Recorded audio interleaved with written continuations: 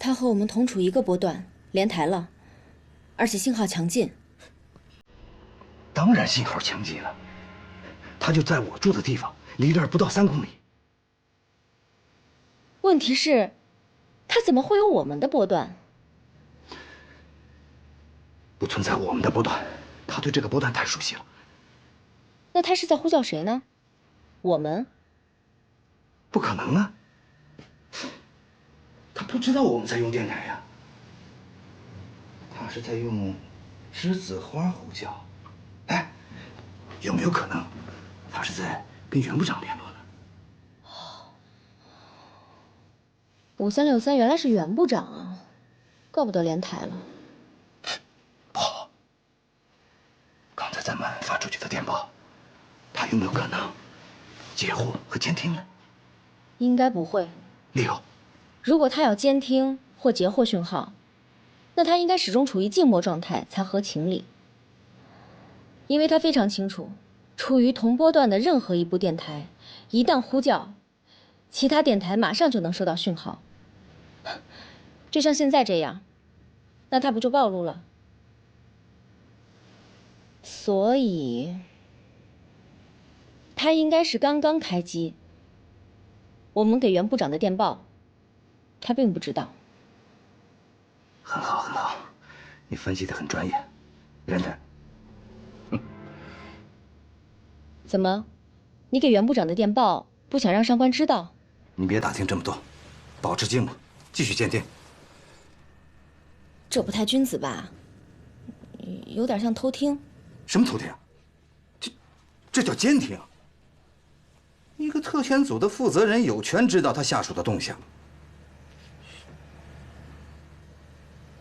哎，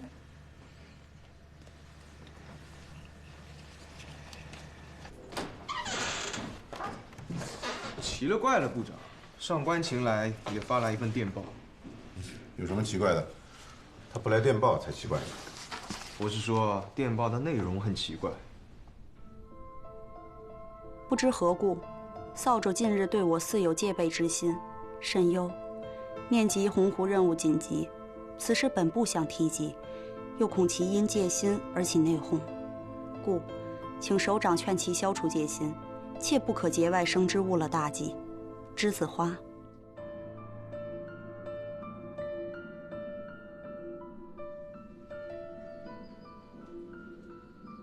且不可节外生枝，误了大计。说的冠冕堂皇，居然向袁部长告我的刁状。你要没有异常行为，我怎么可能有戒备之心呢？我都听不懂你在说啥。上官有什么异常行为了？你会知道的。这样，过几天呢，袁部长就来了啊。你呢，就是今天晚上这个秘密行动的执行人、见证人。到时候你陪着我，向袁部长当面汇报。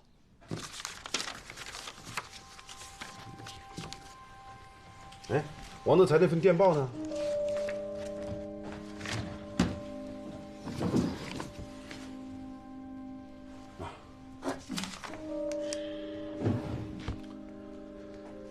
？10号早晨8点，是否收到内容为请发报的电文？王德才这个电报很奇怪啊，我不是让他回电解释一下吗？回了吗？还没有，报员一直在等待。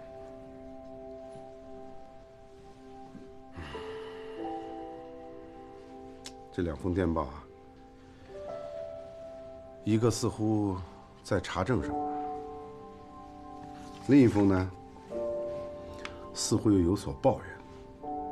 2封电报内容迥异，但似乎又存在某种内在的联系。说到2份电报的内在联系，部长有一个情况，可能要引起重视。啊，你说什么？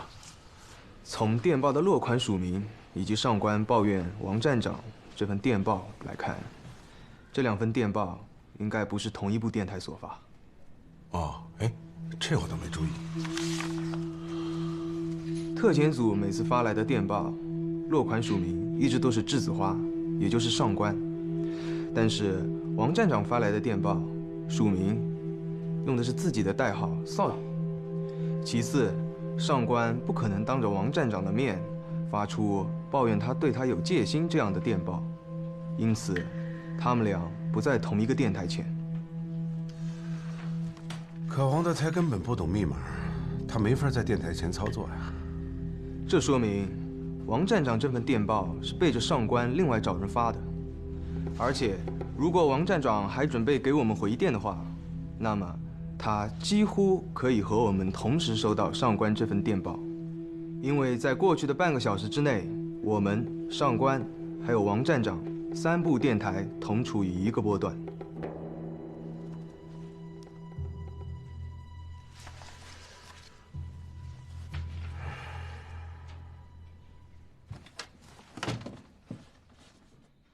哎，你怎么了？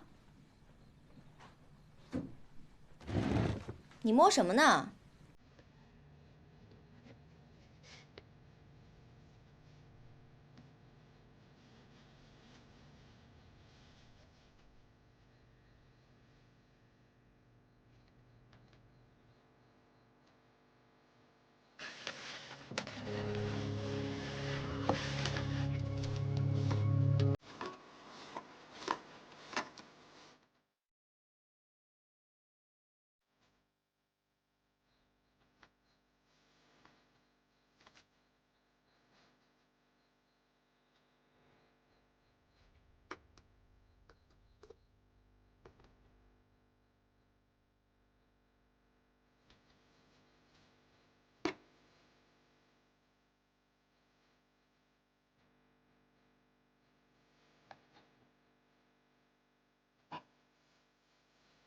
没有重放引爆器，原来是他。收起你的枪，你会对今天的行为后悔的。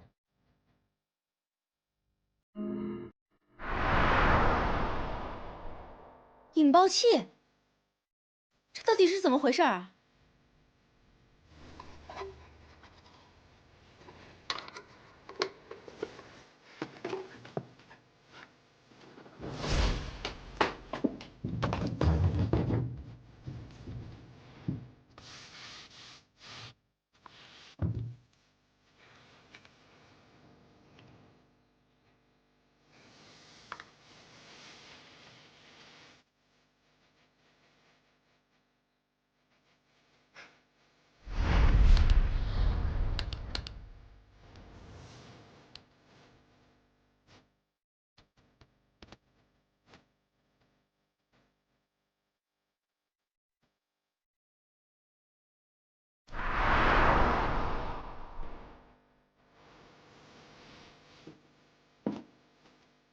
楼下客厅就是从这引爆的。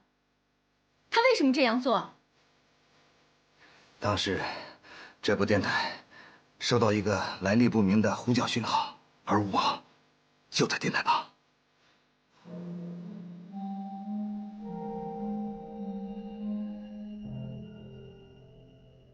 如果王德才看了上官的电报，问题的确严重了。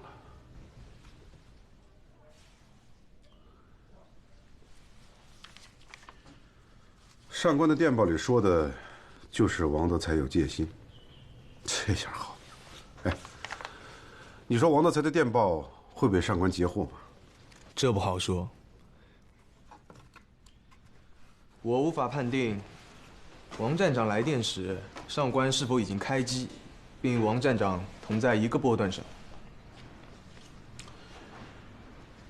如果假定上官看见了，那么他的这份电报，可看作是对王德才电报的一种回击。这能够从上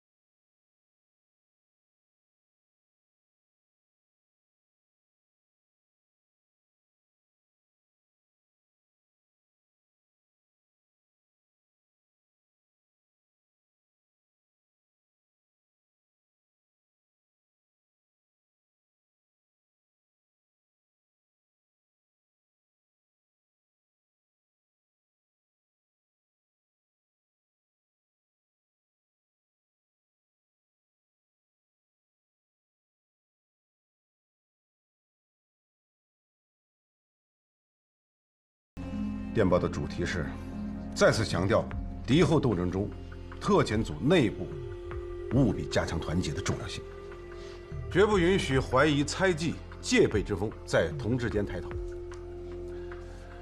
若有具体情况，待2周之后我去无锡，再当面交流。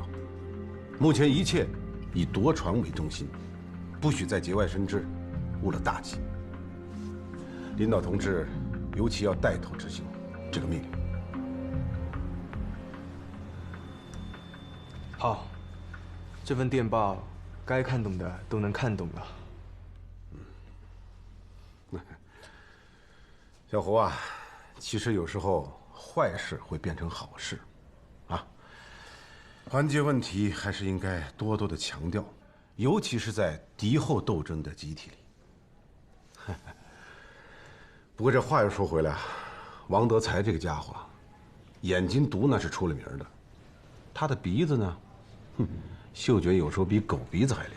他要真的觉得谁有问题啊，算了，不说了，脑子都乱了。好，我先去看看上官还在不在，若在，马上把电报发出。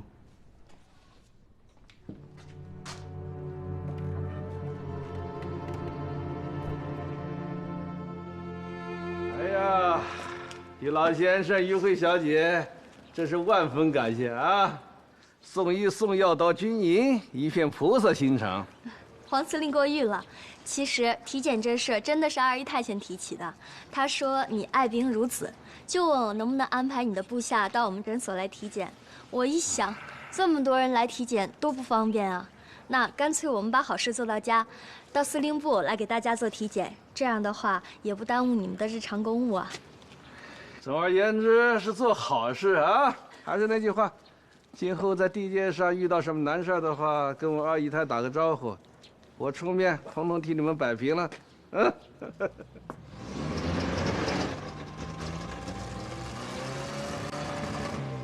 我们的医护人员和医疗设备都到了，这样，黄司令，我协助我父亲先给你做检查，能不能麻烦二姨太带着其他的医护人员去各个办公室啊？完全可以。好的，好的。我是兄弟们的阿嫂吗？理当母仪天下。我的二姨太还有点蒋夫人的派头了啊！陈副官在，天，陪着二姨太伺候啊！愿为二姨太效劳。陈副官，去叫几个兄弟把医疗设备搬下车。是。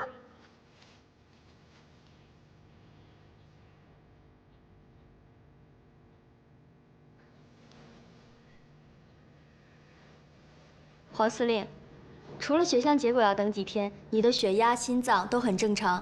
最后一项是中医指压检查，我不太精通，还是请我父亲亲自给你检查吧。好啊，这个于老先生是松井司令的保健医生，今日能特地来为我做体检，让我倍感荣幸啊。不过，这里有床吗？指压检查需要躺下，外衣也要脱掉。还得脱衣服啊，这个行，里屋有床啊。那我就不进去了，先把东西收拾一下，后面还有好多兄弟等着呢。等你们忙完之后，中午我来做东，答谢所有前来体检的大夫啊。那谢谢黄司令了，于老先生。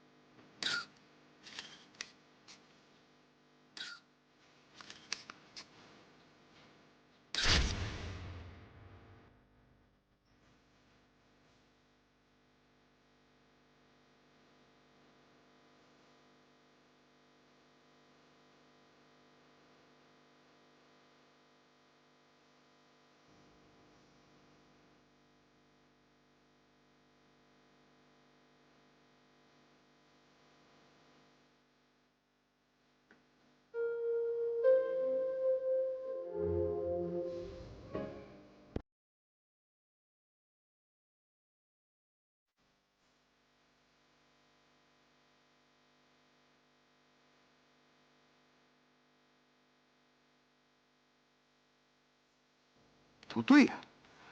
按照地图上的标注，这小鬼子的据点哨卡碉堡，怎么一个都看不见呢？这地图不会有问题吧？这图是按照片画的，要是说尺寸比例可能不太准确，但鬼子兵力布防的地理位置应该没错呀，真是太奇怪了。走，再看看。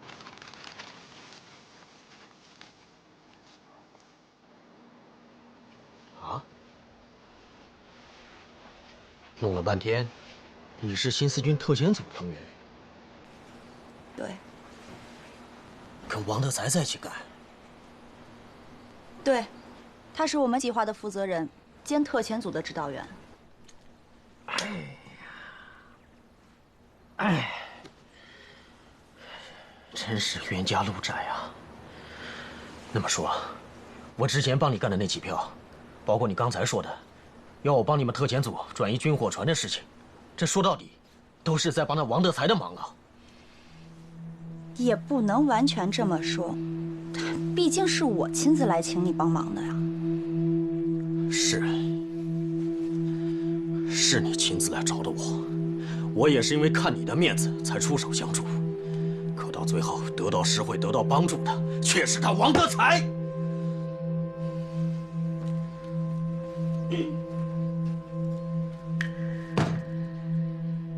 既然你已经知道我跟他过去的关系，我也实话告诉你，王德才这个人，我非常的讨厌。在国共合作、联手抗日的问题上，我们俩永远搞不到一起，尿不到一块儿。他除了跟我搞摩擦，什么都不会。我何言不怕小鬼子，我怕他。小点声，动不动的怜香惜玉啊！大小姐不来，你成天做梦叫人家名字；来了就对人家大喊大叫的，请注意你党国军官应有的风度。你个小次佬，出去！这小子教训我都成习惯了，比我爸还厉害。还怜香惜玉，还注意应有的风度，你懂个风度啊？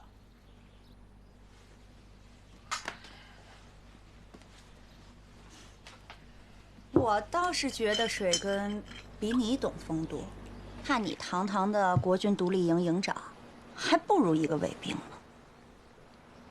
他什么卫兵啊？他是上海交大学机械制造的，本来要跟着学校一起前往重庆，后来听说我在敌后拉队伍打鬼子，就说什么都得跟着我一起当兵抗日。上海交。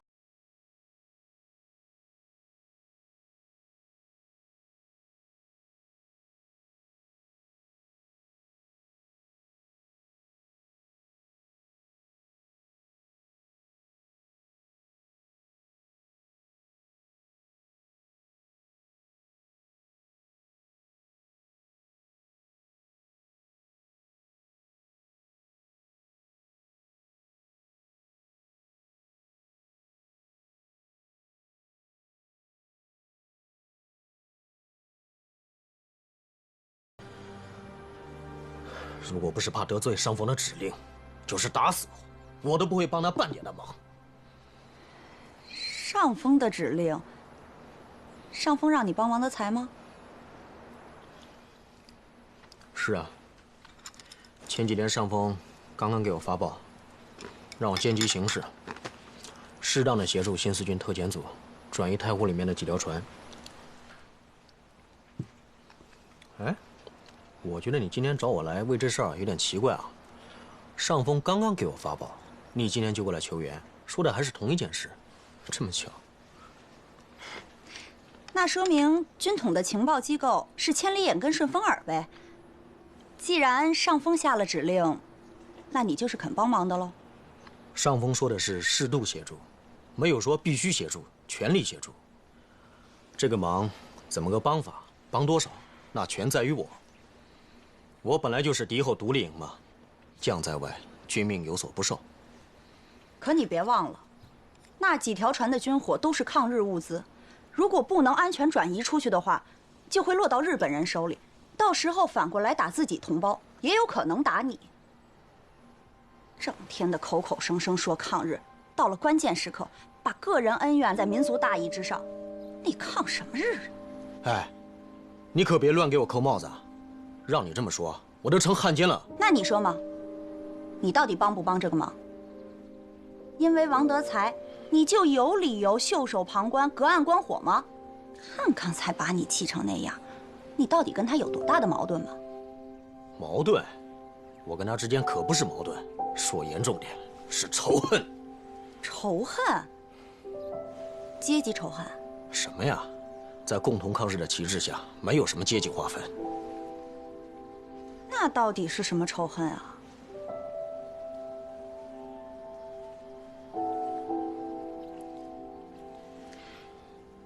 你快说行不行啊？急死我呀！这小子抓过我俘虏。啊？你被王德才俘虏过？什么时候？为什么？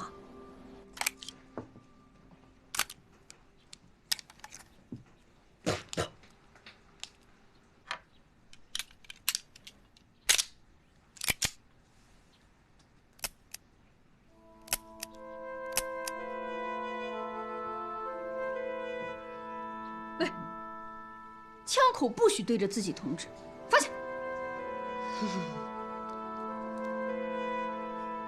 哎呀，要不是首长下了死命令啊，不许穿军装，我就偷偷把军装带来了。想不对啦。我也这么觉得。你说在部队多好啊，天天出操、训练、唱歌。哎，我们炊事班拉歌可有一套了，就爱跟警卫连叫板。每次发饭的时候，不管是什么单位，只要是唱的不齐或者是不响亮，我沈班长那是可以不给发饭的。看把你牛的，你当我没听过你们炊事班唱歌啊？10个里面有8个是五音不全的，就你的嗓门最大，第一个跑调的就是你。哎，我说你这个文艺工作者，不要哪壶不开提哪壶，好不好？再说了，那你不喜欢听，占什么喜欢听啊？每次我一说开饭啦，哎，他们觉得比唱歌还好听呢，你不服不行啊！不许动！好了，别闹了，指导员来了。嚯，都在忙着呢。不错不错，于慧啊，你这地图倒是弄来了，可是我们却一无所获。我说你刚才怎么一直发呆不说话呢？一无所获是什么意思？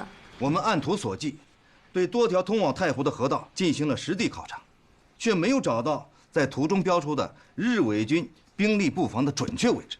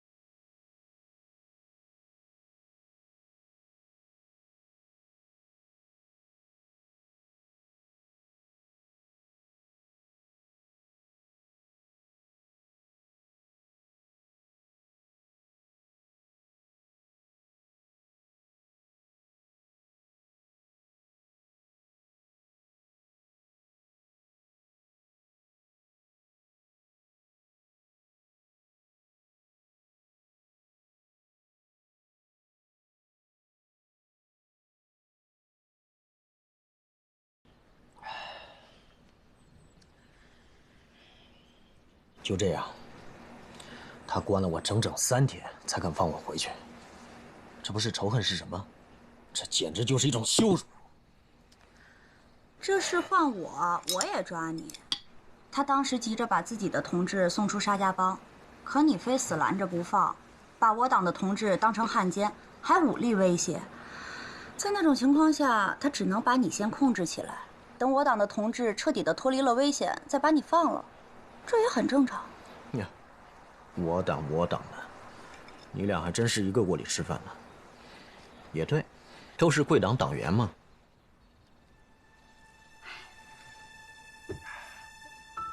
要我说吧，这事你还真没必要记仇，最多也就是个误会。至于你说的那个羞辱，那是因为你心高气傲，容不下自己家当年的一个长工跟你堂堂的国军独立营营长相对抗，心里不平衡罢了。哎，那你可就冤枉我了。没错，他当年是在我们家当过长工，可我从来没欺负过他。他靠卖体力挣钱，我家按劳力付给他工钱，很平等。后来我上黄埔，他当兵，各走各的路，我没什么心里不平衡的。既然没有，那你就帮他一次呗，既算是帮我了，也算对上峰的指令有一个交代嘛。我难就难在上峰的指令上了，要不然这事儿我才不干。那好，那我就把你这话看成是默认了。哎，我还有件事儿。还有件事。不是，青兰，你这一趟可真没白来啊。这事纯粹属于我个人，请你帮忙。真的？嗯。那行，为了你，我上刀山下火海，都愿意。没那么严重，是这样。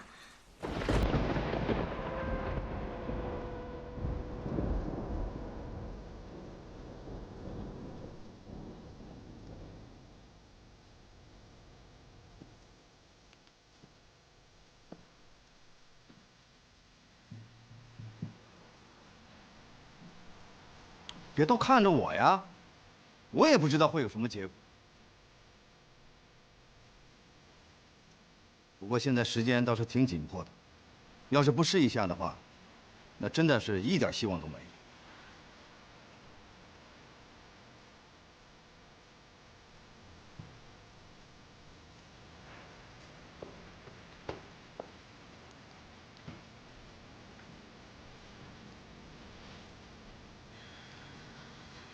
娜娜，你一定要记住，千万不能暴露自己，更不能暴露我们的意图。你的理由一定要巧妙，一定要让他感觉到，虽然很惊讶，但是他又说不出你什么来。这是一招险棋，你要有个思想准备。万一真的碰到什么意外，特遣组真的就帮不上你什么。也许你从此就会……喜太，你不是说过的吗？我要是有危险，你会像卡西莫多一样来救我的吗？能不能说一点中国人听得懂的？什么卡西啊，莫多嘞？最怕和自己这样的，老没情趣。你就当它不存在啊！你能不能别拿13点当个性好吧？我求求你不要再开口了好吧？娜娜，如果你觉得这件事情很勉强，如果你现在说就算了，那这件事情，那咱们就算了。我也是这个意思。那不行，说好的事情就一定要去做。既然你这么勇敢，那我就以我个人的名义，向你保证，如果你真的出现意外，我王德才个人一定会去保护你，不惜牺牲我自己。那我就要幸福死了。这样，到时候我们大家就一起配合。至于说怎么配合，我会有一套具体的行动方案。这件事情就说到这儿。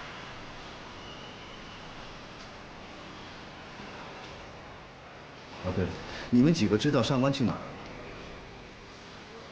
我以为你们俩知道他去哪儿了，怎么开会也不过来呢？我们一回来就去他的住处通知他开会，结果铁将军把门。我能开口说话了吧？说，还能不让你说话吗？那好，你不要又嫌我多嘴啊。我老觉得吧，上官好像跟我们大家不是一个集体的成员，他老是独来独往的，什么话都不告诉我们，故意搞得自己很神秘，不一般。你说实话，你跟他有什么过节？怎么可能？我跟他是一个锅里吃饭的。你别瞎猜了，我只是不想产生误会。大战在即，没有时间在这种小事情上去过多的计较，不了了之也就完了。那就好。王德才那小子欺负我，我也就忍了。可他要是敢欺负你，我就毙了他。你要毙了他，先毙了我算了。什么嘛！就你这种脾气，还让不让我跟你来往啊？我告诉你啊，你要是敢动王德才一根手指头，我什么呀？啊？我不出来就别我了。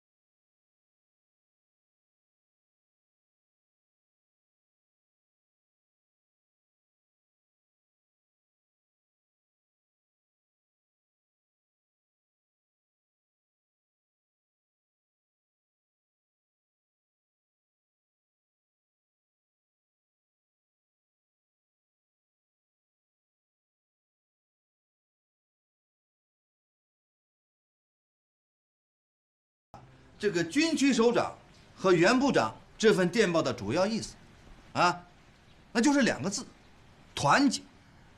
我们特遣组全体成员之间的团结，啊，都听清楚了吗？嗯。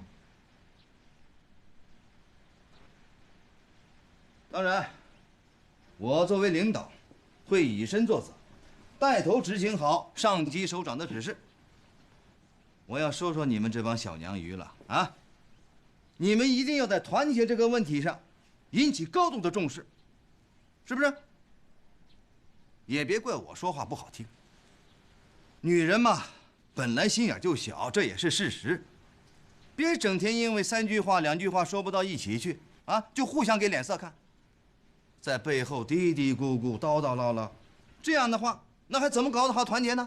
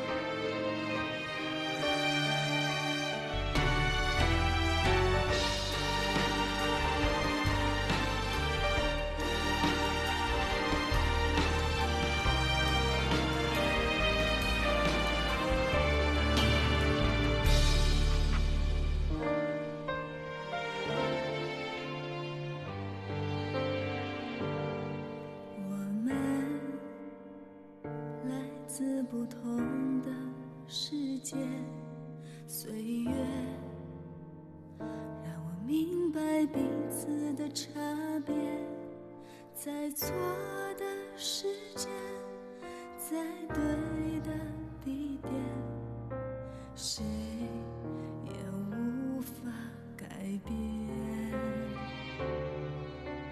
风没听到我在哭泣，雨没体会我的焦虑，剩下的只有各自的使命，最后孤身远去。我不想哭，我不能再继续把我的爱丢弃在无尽黑夜，让挚爱摇曳，看花儿凋零，四季流年，弹指逝去。